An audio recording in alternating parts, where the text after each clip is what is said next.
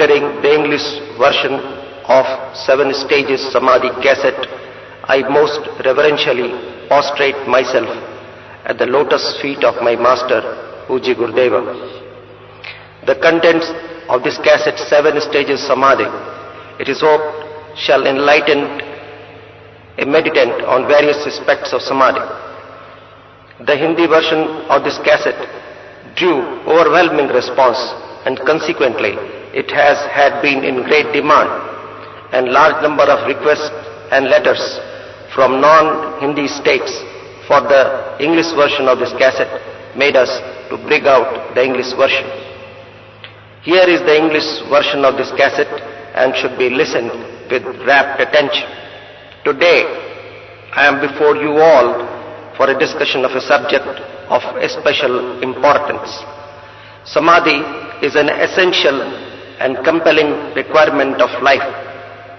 If we aspire for fulfillment, desire to have physical, visual realization of the deity, then 2 elements are essential.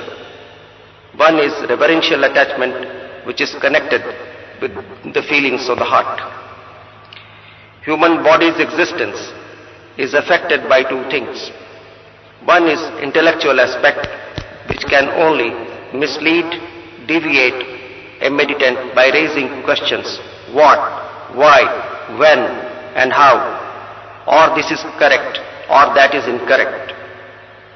If I ask myself whether there is anything like God, then intellect shall say that he should be seen by me, or all this is humbug. This is all due to intellect.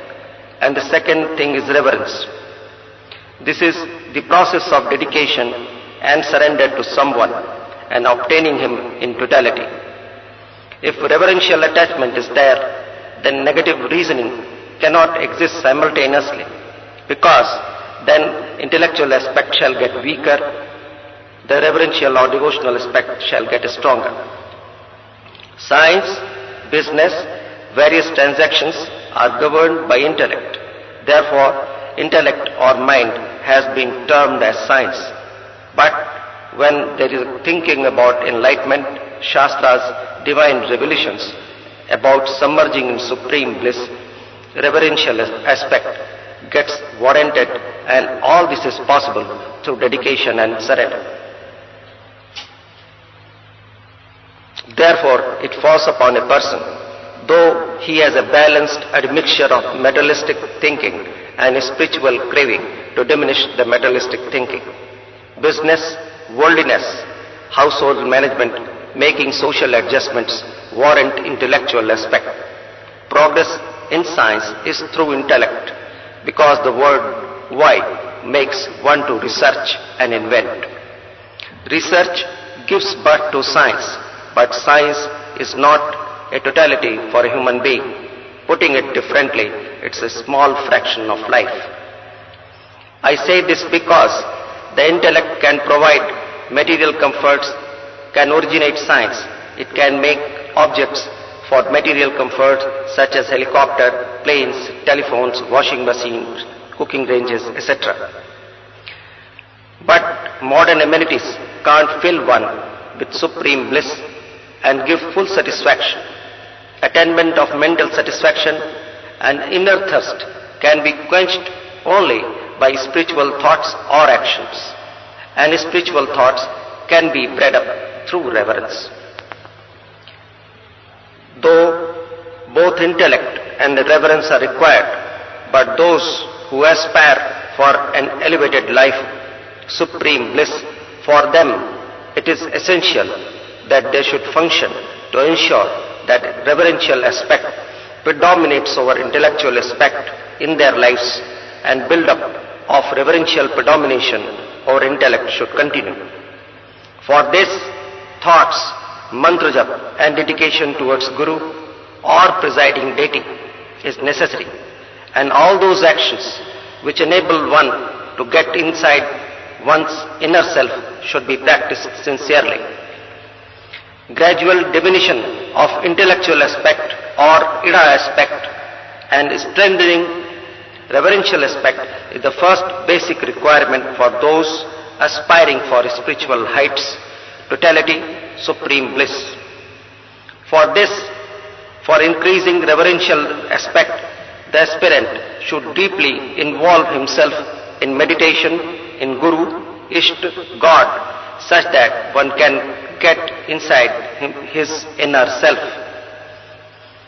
Now the question arises as to how dim the intensity of negative reasoning, control such thought without which reverential respect cannot develop, and for this Samadhi is an essential requirement. I am emphasizing over this dimming because when reverential respect shall overtake these things, intellectual aspect shall automatically take a back seat, and when spiritual pilgrim attains this state, he finds mental satisfaction, fortune, supreme bliss, and he gets free of obstacles, sorrow, tensions. Therefore, diminution of negative reasoning and build-up of reverential aspect is all the more essential. Human mind is world's most complex machine.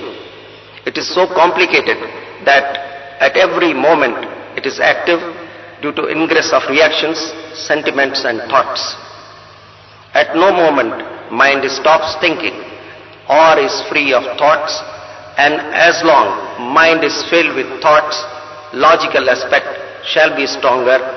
The spiritual aspirant shall envelop himself with negative logic one by one. Therefore, it is essential that one should adopt such a method as to give relief and rest to mind for some moments. Scientific studies have revealed that human mind generates 300,000 thoughts every minute and becomes free of them. It retains some of the thoughts and releases the rest, and this cycle continues. But the question is not of quantum of thoughts retained or released by mind, but the real question is of the amount of burden on mind. When 300,000 thoughts shall ingress the mind, then mind automatically shall get weak and shall have negative tendency. Is there any way of reducing mind's burden? Or for this it is logically essential that one should strive for development of thoughtless mind. Thoughtless mind means that we should adopt such a method which helps mind in reduced generation of thoughts, and when this stage is attained, when gets cut off from outside world, then links with outside world are cut off, one is able to get into one's inner self, and this enables one to have manifestation of the deity and have revelations of the universe along with the supreme bliss. Here the question arises whether thoughtless mind can be attained or whether there is a technique for making mind thoughtless. While a person is awake, whether he likes it or not, thoughts are generated continuously in his mind. Whether he is walking, sitting or standing. While resting on bed, many happenings of the past come to mind, many future plans or various thoughts continue to ingress the mind. As long such thoughts ingress mind, one cannot have peaceful life. During a state of sleep, he continues to be engrossed by thoughts which result in dreams. In a way, dreams are manifestation of thoughts. Hardly there is a person in the world who does not dream. Many persons do not remember dreams at the time of getting up in the morning. This shows his mental weakness. Till such time, one goes to sleep, and up to the time of his getting up, dreams always are seen by the person. And this clearly substantiates the fact that during a state of deep sleep or being awake, mind is engrossed by thoughts which has been termed as intellectual aspect, sentiments, etc. Scientists have admitted that creation of new human beings can be achieved with thoughtless mind only. If you want human beings with new outlook, then persons having thoughtless mind shall be required such that mental burden gets minimum. Ingress of 300,000 thoughts per minute into mind gradually be reduced to 100,000, then to 50,000, then to 1,000, and gradually a state of thoughtless mind should be achieved. This thoughtless mind or Samadhi are synonymous. This implies that attainment of Samadhi state is essential. Anyone desirous of achieving something, progress, then total control of mind is required. But one does not know the technique of thoughtless mind. He doesn't know as to how to do this. As long as thoughtless mind is not achieved, one shall have an ordinary life. Living an ordinary life is one thing, while attainment of greatness is another. Keeping this in view, I have just mentioned the word new human being. Elaborating it further, it means that new human being should have complete control over his mind, and when human mind shall get under control, then there shall be no fear, anger, revenge, there shall be no wars between nations, no terror, pain, sufferings, and quarrels between neighbors shall not exist on this earth. And creation of this type of world atmosphere shall make earth a heavenly place and usher the world into a state of love, comforts, and free from pains and sufferings. If we want such a happy, beautiful world, then we should build such human beings who can control their minds. Now we are confronted with the question as to what is the technique of reducing ingress of thoughts into mind and gradually reduce it to zero, or is dreamless sleep is possible? Science cannot answer this question, nor the nuclear scientists, nor the progressive intellectuals, nor warmongers can answer this question. Veds, Upanishads, Puran can answer this question. If we study these scriptures in correct perspective, then we can find details of thoughtless mind technique through which build-up of a high order human being is possible. I have referred only to the development of new human beings. Irrespective of his birth, the place of birth, the family one is born into, and if practically one does those practices as given in Vedas, Upanishads, ordinary human beings can be transformed into outstanding personalities. If we can transform ordinary human beings into outstanding personalities, then in the ensuing chain reaction, society and nation and then world shall become a living abode of happiness, comforts, blissfulness, and where there shall be no place for anger, deceit, untruth, immorality, jealousy, quarrels, and tendency to annihilate others shall disappear. The world in true sense of the term shall become a family. It shall be a place free of religion and nations. In Ishovashopanishad, our ancient seers have explained this is possible through thoughtless mind. The entire world is a community of human beings. Our rishis said that such world is possible through thoughtless mind, and it is desirable and essential for our generation that we take up the cudgels and proceed ahead. Our ancient scriptures have termed thoughtless mind as Samadhi. During Samadhi, one gets cut off from outside world, from disturbing noises, and steps into his inner self deeper and deeper, and one starts perceiving the entire universe within oneself. Our Upanishads have admitted that whatever world is seen outside, the same exists in our inner self in the same form and parameters. Sun, moon, the entire universe are situated within our inner self as these exist in present form. By closing our eye, one can perceive the entire universe within himself.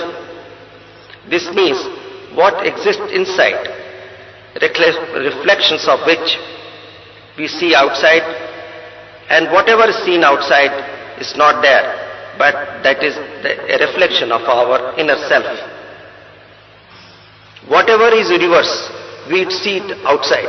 Sun, moon, stars rise within ourselves. When these are photographed and emitted outside, we are able to see. There is no sun, moon, planets, stars or nations which exist outside. This can be seen through eye. And if we close our eye, then we cannot see anything. This implies that through eye something gets emitted outwards which enables us to see, but with closed eyes cannot see moon, stars or nation. This means whatever exists inside has got shut off, and the process of emission outwards has ceased, and consequently we are able to see. That is why our ancient scriptures say that if we look inside, whatever is seen there is more clear, correct, realistic. Whatever exists outside, then wife, relatives, nations, world, sun, moon, planets, etc. exist in ourself. It was because of this in Gita, Lord Krishna is observed telling Arjun, "O Arjun, whatever you are seeing outside, that is nothing but exists within yourself. This Mahabharata war is going on within yourself, but the need is that you should get inside your inner self, and as soon as you are able to do this, you shall start seeing many special events at the present moment. Whatever you are seeing of Mahabharata war, you shall be able to see warriors, Bhishma Pitama, Duryodhan standing within yourself, and besides you shall see their future and what is going to happen. Whatever is seen outside is the same that is being seen by us, but whatever exists inside is not only seen, but secrets are happening are also seen. What shall be the consequences and where shall it end? Therefore, looking within self is something unique, great and divine. The process or technique of getting inside is called Samadhi, which has 7 stages, through which one gets into his inner self, and when one reaches the 7th stage of Samadhi, he perceives the entire universe there. Therefore, it is necessary that gradually we should attain the 7th stage of Samadhi. We should step deeper and deeper into our inner self, and this is called Samadhi. Mere closing eye or motionless sitting cannot be termed Samadhi. Samadhi means attaining the seventh stage of Samadhi, where there is eternal bliss. The vast expanse of the universe is seen there, and one should be able to see inside whatever is being seen outside. Observing things existing outside is an ordinary ability, and even a most healthy person with a naked eye is able to see up to 150 or 160 meters.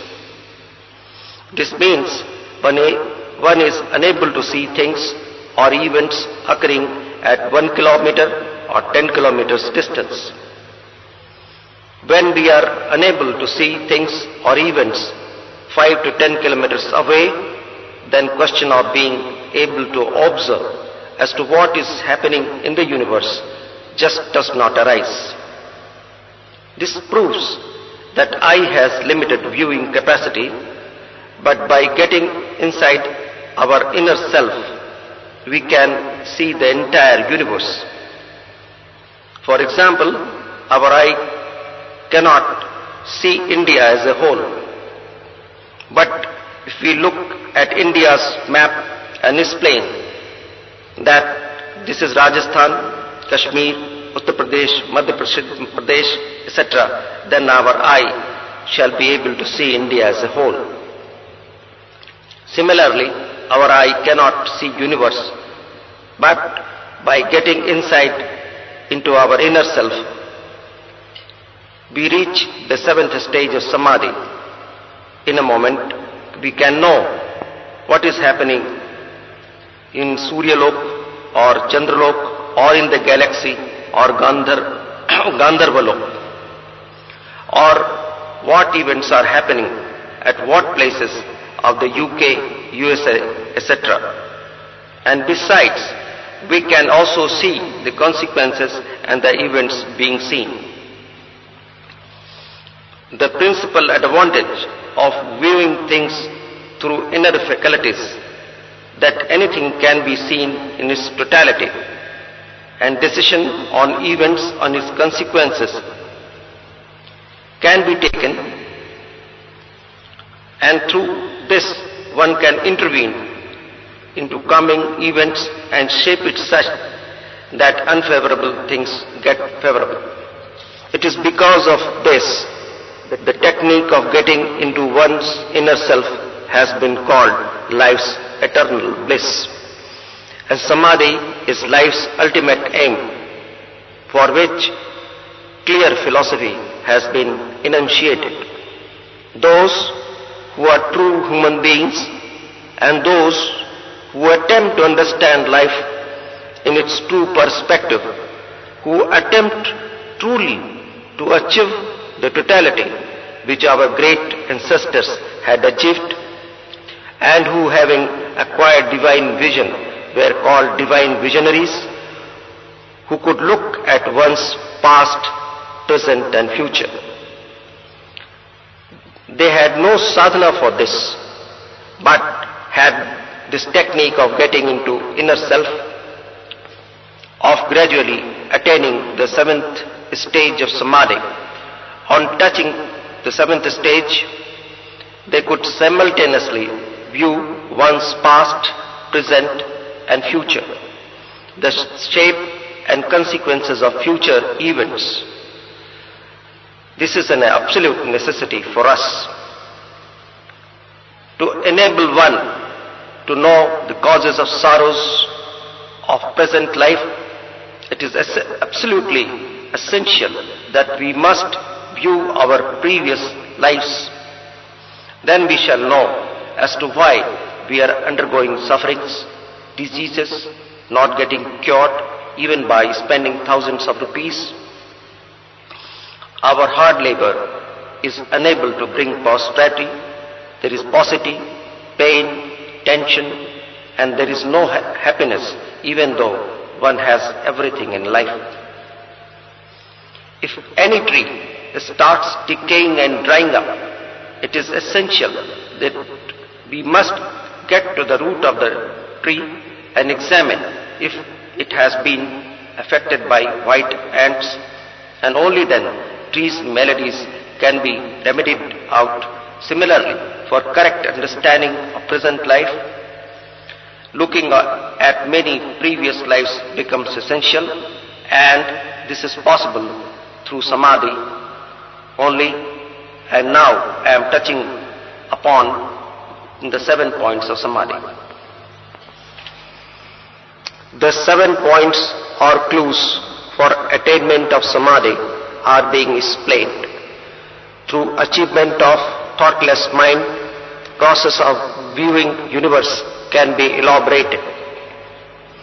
The first point or stage is Purak process, which enables one to enter one's inner self, or else there is no other way of doing so.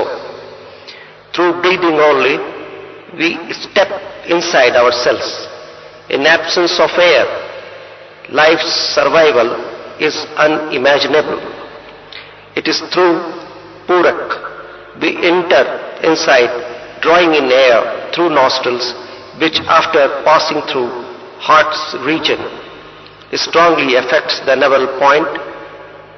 Purak means intake of air through deep breathing. This technique is not known to an ordinary person. His breathings are incomplete and is confined up to the region of throat. Real breathing means that it should go up to the navel point and vibrate navel region. If one watches breathing of 2 months old baby, one would observe that baby's breathing is such that his navel pulsates. When a grown-up man breathes, his navel does not pulsate. This means his breathing is incomplete and goes up to throat only. Purak means that we should breathe deeply. From our throat up to the navel, various types of unwanted elements like cough, dirt, which have got accumulated in this region exist. And these prevent breathing reaching the navel point.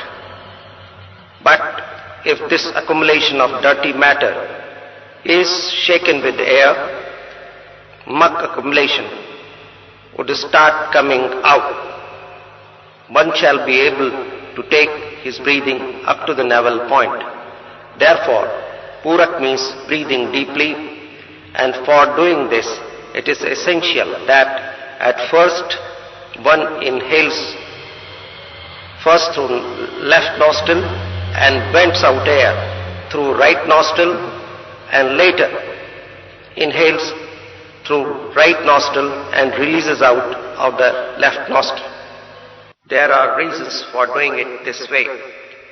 When one inhales through left nostril, the entire emotional system gets charged.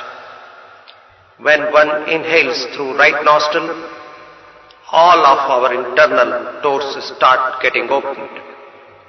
Through alternate breathing, through nostrils, entire body gets charged up. Emotions are generated and transmitted. This is life's special process, which is of higher order. First, we should press our right nostril with finger and deeply inhale through left nostril, such that maximum amount of air is inhaled, and by closing the left nostril, went out through right nostril.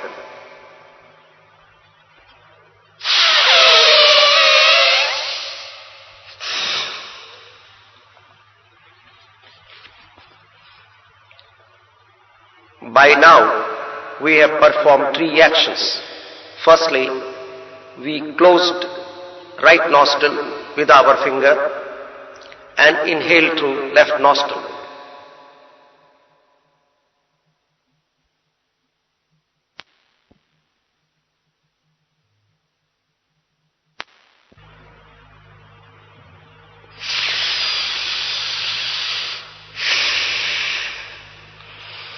Then close the left nostril and inhale through right nostril.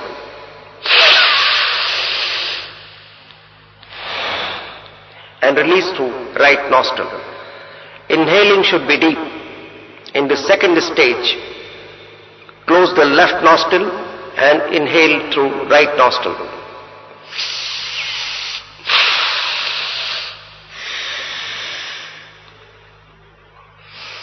During this third process, closing left nostril with left thumb, inhale through right nostril and vent out through left nostril.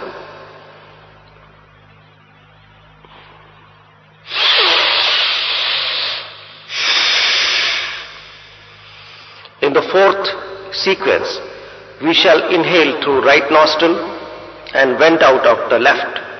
And in the fifth sequence, we shall inhale and vent out through both the nostrils.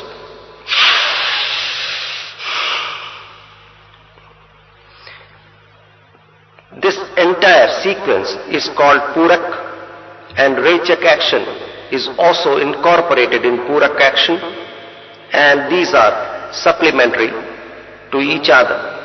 Therefore, Purak and Rajyak should simultaneously be done. At a faster rate, we should deeply inhale in and vent out of nostrils.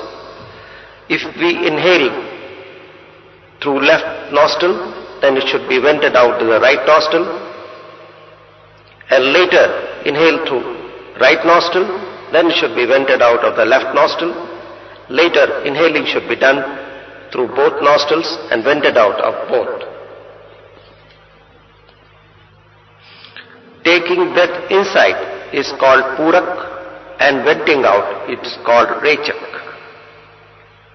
Now the second stage comes. It is called Kumbhaka.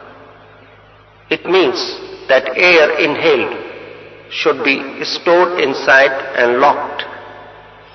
Locking is done through Jalandhar technique, wherein chin is pressed on the throat base. This locks the passage and no air can come out. This air, which gets entrapped inside, then it reacts and moves at a very fast speed. Whatever cobwebs of dirt, cough are there, are hit and are eased out. It also locks all the doors inside. Kumbhaka process should be retained as long as one can, and one should not vent out. When one shall perform Kumbhaka, noticeable things shall be seen. Our face shall turn red because no air is being vented out. A force, a sparks and fire shall be produced, and gradually another thing shall occur.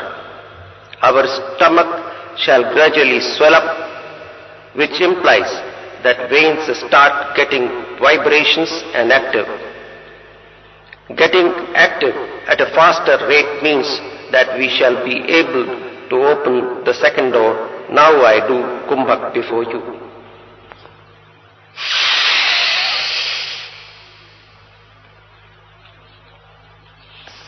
In the process, you would have observed that face starts getting red, which indicates all the veins of the body start functioning. When this gets supplemented with Kumbhaka, air entrapped inside starts expanding. Fire of the stomach heats the body, which expands, and then belly swells up. Under this process, swelling of belly originates eradication of all the diseases of the body, and even the most inert veins get active. The third stage of Samadhi is Vassakara. Hitherto, Purak, Rajyak, Kumbhaka were performed at slower speed, which can expel out dirt, cough stored inside, and inner doors do not get opened up. Therefore, there is need to impart force to these practices. The practice of fast breathing is called Vassakara. This warrants inhaling with our full capacity, force and speed, and venting it out at the same rate. Therefore, Vassakara should be done 60 times a minute. Though it is not essential that in the beginning one should do Vassakara at fast speed, but gradually one should be able to do it, and the process of doing Vassakara at a faster rate is the process of opening the third door. When this door shall get opened up, automatically Chetana shall be obtained. Ingress of thoughts into mind shall get reduced from 300,000 to 100,000 per minute. Mental burden shall get reduced, and when mind shall get eased up, the process of thoughtless mind shall begin. When this gets possible, we shall get more relaxed. Therefore, practicing Vassakara and its effects are important for us. Through Vassakara, we shall progress towards thoughtless mind fast. Therefore, its practice and its effect are very essential to us. One should get up early in the morning and do Purak, Kumbhaka, RAJYOGA. One should do Vassakara also at the rate 1 per second up to 5 to 7 minutes. This implies that breathing, that is intake and venting out air, shall be quite fast. I am practically illustrating Vassakara.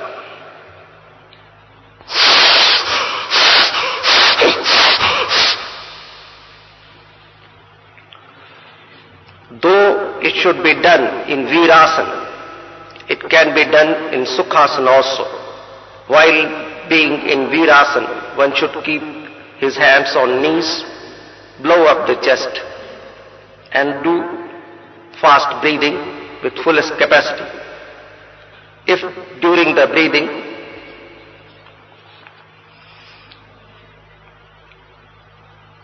some blood clots come out, there is nothing to worry about. This means that all dust, cough, blood deposition are being expelled out, and when this blockade is removed, the onward passage shall automatically get cleared. Continuous sound is heard during the process, which is indicative of forceful breathing being vented out. Our breathing should be deep and be vented out with full force. This should be practiced gradually. Later on, breathing rate should be increased, so 60 times per minute. Doing Vassakara shall result in full opening of the third door. When third door is opened, then attempt should be made to open the fourth door. For this section of opening the fourth door, it is essential that one should remain in motionless sitting posture just after Vassakara without making any delay. We should practice Vassakara for 1 minute, 5 minutes or 7 minutes. One healthy person cannot do Vassakara for more than 5 to 7 minutes, and whereas yogis can do this for 7, 8 or 15 minutes.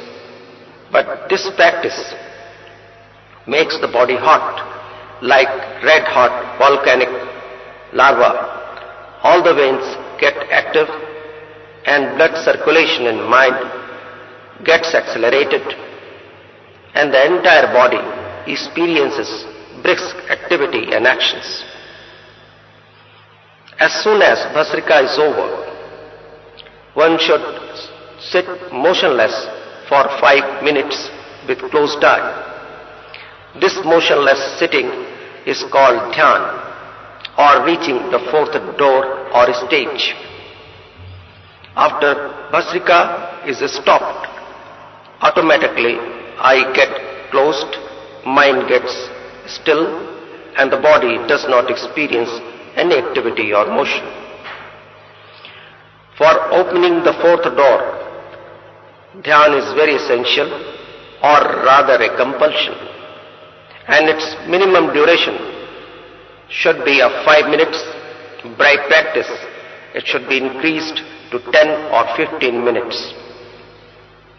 One healthy person can have a dhyan of 32 minutes.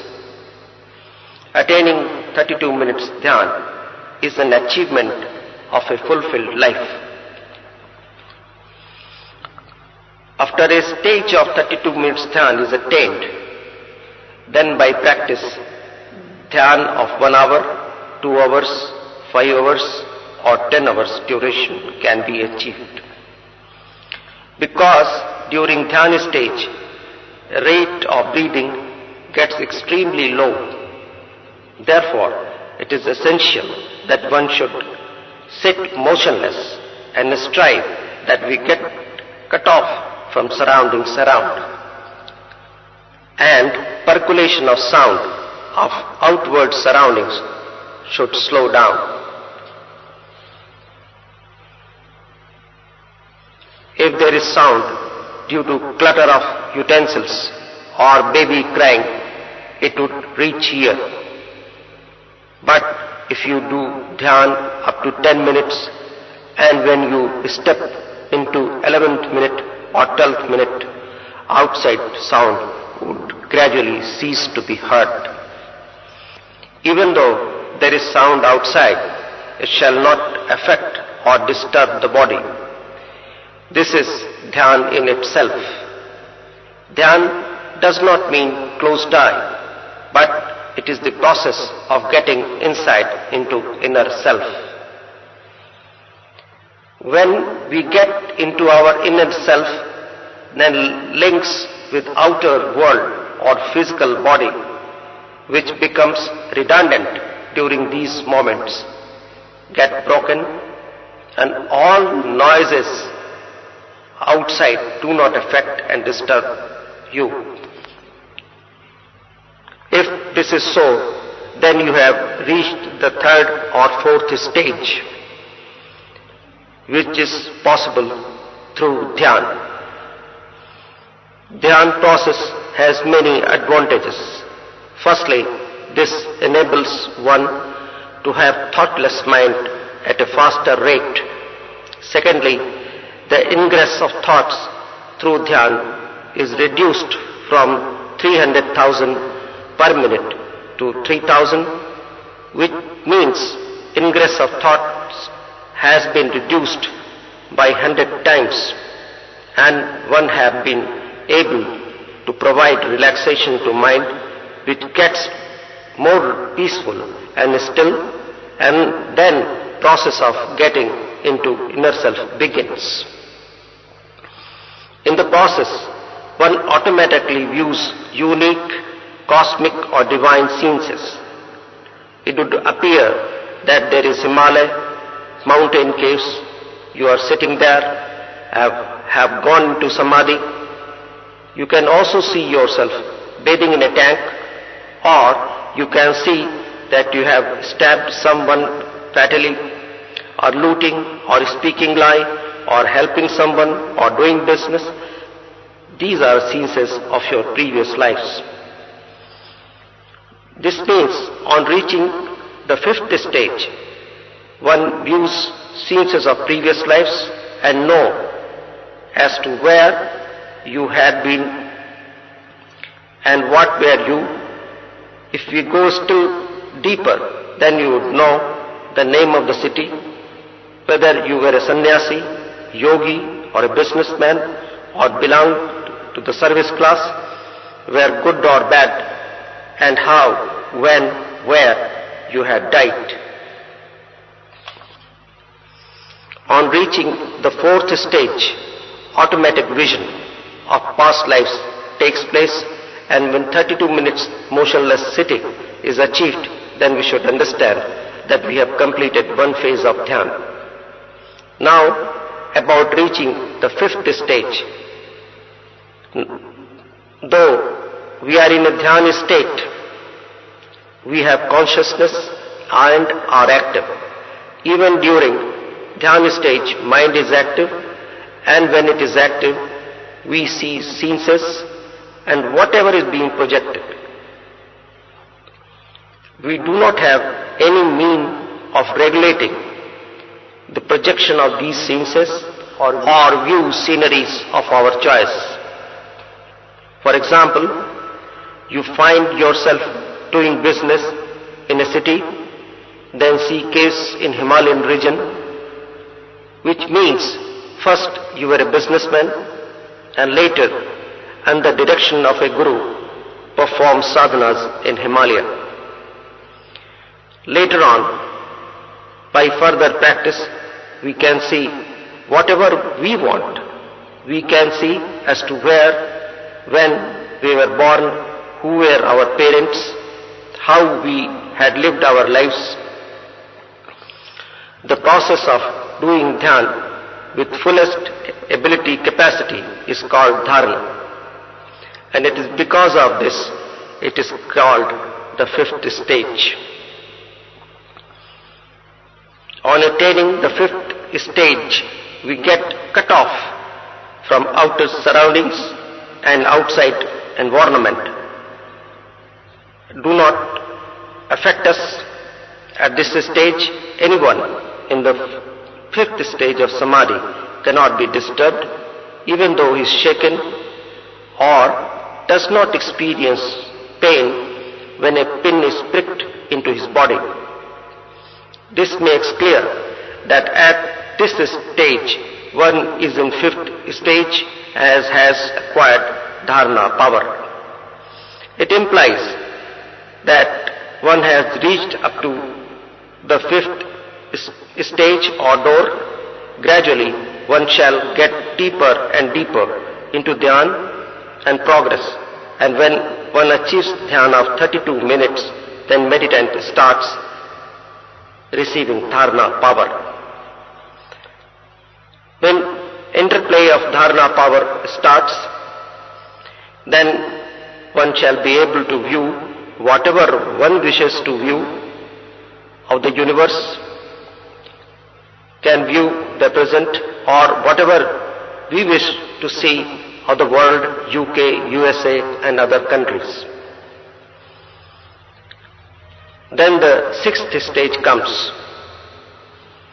When one has total dedication and submergence in his deity, one can view different planets, perform the action of getting entry there.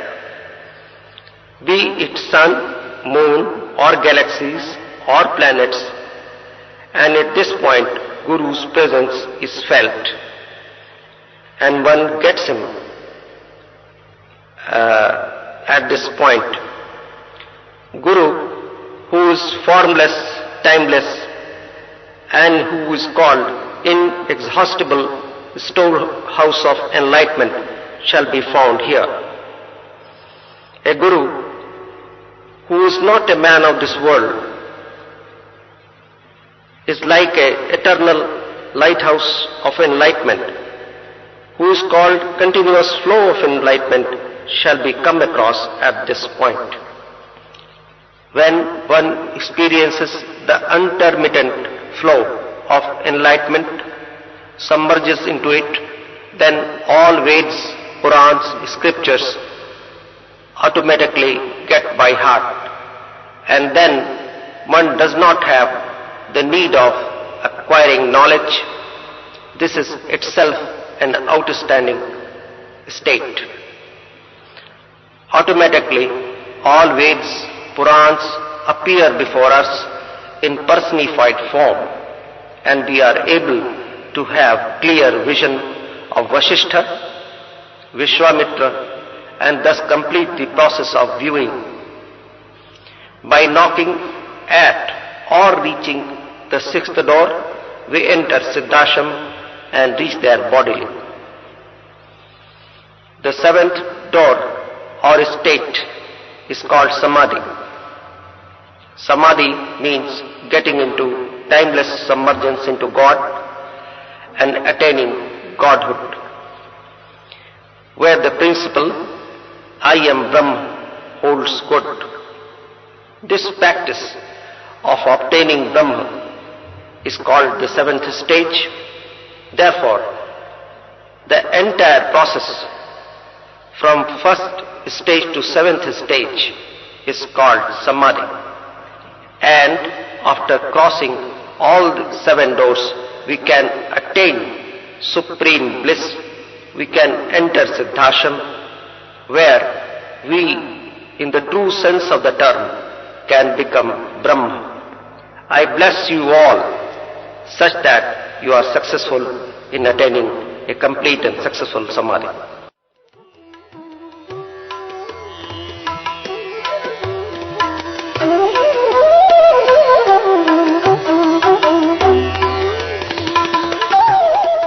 That one shall find Puji Gurudev's discourse on 7 stages of Samadhi altogether innovative.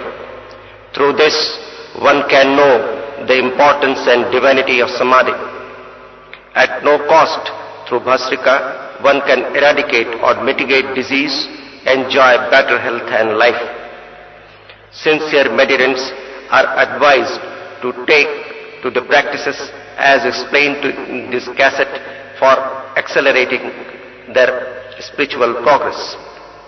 A real guru is benevolent and desires that his disciple touches othering heights, and in the process he well prepares, shapes, equips his disciple with various types of knowledge and techniques. As a result, the disciple attains perfection, which the guru is pleased to observe. In conformity with this fact, Puji Gurudev kindly has given another way of achieving better health, diseases eradication, immortality and divine vision. This faculty is known as Paravigyan or metaphysical science, which has been given in Paravigyan cassette.